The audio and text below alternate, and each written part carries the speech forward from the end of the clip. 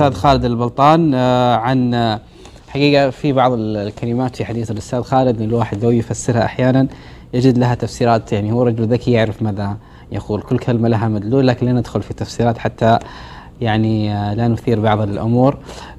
سننتقل الآن لمتابعة أيضا بقية أجزاء الحديث للأستاذ خالد البلطان. يجي من ناس في قلوبهم شيء على خالد البلطان او ضد نادي الشباب بدون يثيرون.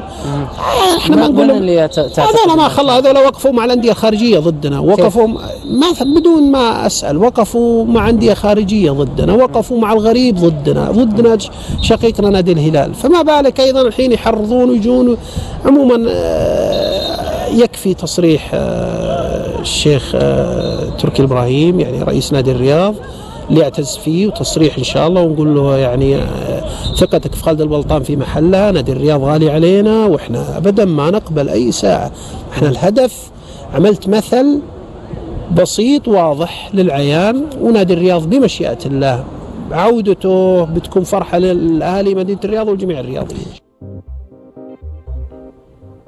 حديث حول هذا الموضوع عن جماهير سعودية تشجع الكوريين، ولكن لا يمنع أن هناك فئة معينة اكتشفتهم طيب معروفين وأعرفهم، أو على الأقل ما أعرفهم شخصيا بس معروفين في فئات. هذا طبيعي، أنا أعتقد أنه يوجد فئات لا تتمنى الخير مثلا لا للشباب ولا للهلال. أعتقد لا نكبرهم أكبر من حجمهم ولا نعطيهم الحجم الكبير. يتمنون ما يريدون، وحنا إن شاء الله قافلتنا إحنا والهلال تسير إلى طوكيو ولا لنا علاقة فيهم، ومشيئة الله مشيئة الله يعني نرفع العلم السعودي وحيدا في طوكيو. في كوريا في الصحافة الكورية الظاهر ذكر شيء من هذا الكلام، في ذكر نعم ذكر، وذكرته أعتقد جريدة الشرق الأوسط مثل هذا الكلام، انه في هناك من شجع سعوديين يشجعون النادي الكوري. الحمد لله انه ما يعرفون اللغة الكورية، ولا كان المنتدى عندهم سجل وامتلأ، لكن افتكينا. عبد البلطان ودي لا أنا ولا الهلال نغرق في هالتفصيلة، وكأننا نقدم العرب على الحصان. إحنا الآن وهو المهم والأهم، كل يفكر في مباراته الآن. أنا ما أبغى أفكر في طوكيو، ولا أبغى أحلم بطوكيو كثير، ولا أبغى أتكلم كثير عن نلعب وما نلعب وين النهائي. إحنا نبغى نلعب حاجة مهمة.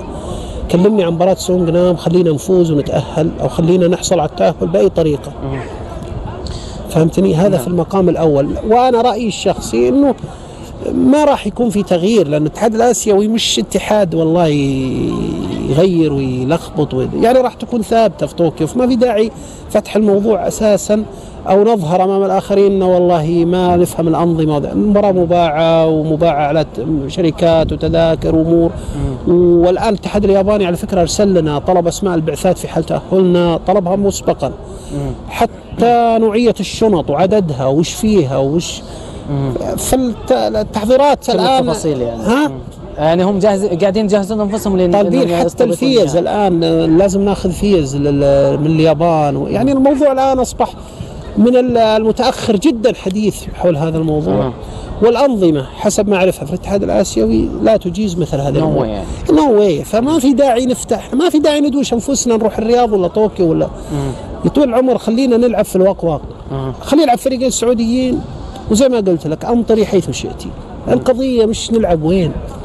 ما راح يزعل السعوديين عندما يلعب فريقين سعوديين على نهائي في طوكيو، هذا شرف كبير وهذا إنجاز كبير يجب ننظر له من النقطة ذي. احنا ننظر ما نركز الآن في طوكيو أو غيرها، يجب نركز أهم والأهم أن نتأهل نحن والهلال. كيف نتأهل؟